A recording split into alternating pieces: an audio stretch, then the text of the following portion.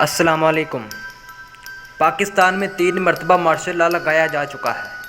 Mister Bhutto की हुकूमत ख़त्म हो चुकी है। सारे मुल्क में मार्शल लॉ नाफिज कर दिया गया है। कौमी और सूबाई असम्बलियाँ तोड़ दी गई हैं। मार्शल लॉ में मुल्क में दरअसल कोई कानून लागू नहीं होता, बल्कि मुल्क में मिलिट्री राज होता है और जो मिलिट्री चाहती हो वही होता है।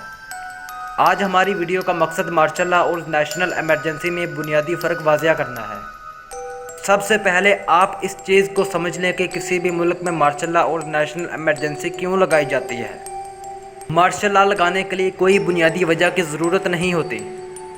अगर मुल्क के अंदर सियासी अदम इस्तेहकाम मौजूद हो और कानून की बालादस्ती ना हो तो फ़ौज मुल्क में मार्शल लॉ डिक्लेयर कर सकती है। सबसे अहम बात यह है कि मार्शल लॉ को किसी भी अदालत में चैलेंज नहीं किया जा सकता, लेकिन अगर मुल्क का सदर मुल्क में नेशनल इमरजेंसी लगा दे तो उसे अदालत में चैलेंज किया जा सकता है। अगर मुल्क के किसी भी हिस्से में कोई दंगे फसाद रूनमा हो रहे हों तो मुल्क के छोटे से हिस्से में भी मार्शल लॉ लगाया जा सकता है। मार्शल लॉ इसलिए भी लगाना ज़रूरी होता है क्योंकि जिस जगह दंगे फसाद हो रहे हों वहाँ कानून या इंसानियत नाम की कोई चीज़ नहीं होती और वहाँ जंगल का कानून लागू होता है।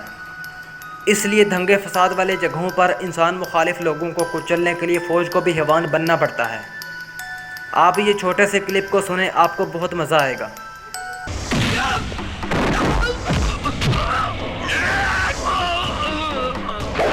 जानवर को मारने के लिए जानवर बनना पड़ता है बाबूजी। अब नेशनल इमरजेंसी की बात करते हैं। सबसे पहले आप ये समझ लें कि नेशनल इमरजेंसी सिर्फ मुल्क का सदर ही डिक्लेयर कर सकता है।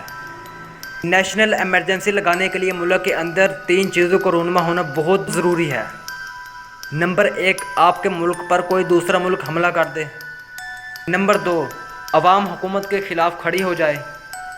नंबर 3, अगर मुल्क में मुआशी अदम इस्तेहकाम मौजूद हो। अगर सदर ये नेशनल इमरजेंसी लगाना चाहता है तो उसे मुल्क के अहम अदारों जैसे कि अदालतें और फ़ौज को एतमाद में लेना होता है।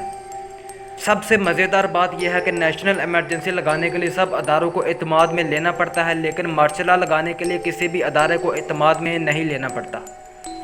अगर मुल्क का सरबराह या सदर नेशनल इमरजेंसी किसी से पूछे बगैर लगाए तो मुल्क की अदालतें इस इमरजेंसी को रिवर्स भी कर सकती हैं, लेकिन मार्शल लॉ को रिवर्स नहीं किया जा सकता। सबसे पहले अयूब खान ने पाकिस्तान में मार्शल लॉ लगाया था। इसके बाद ज़िया-उल हक ने पाकिस्तान में मार्शल लॉ लगाया था और इसके बाद परवेज़ मुशर्रफ ने पाकिस्तान में मार्शल लॉ लगाया था।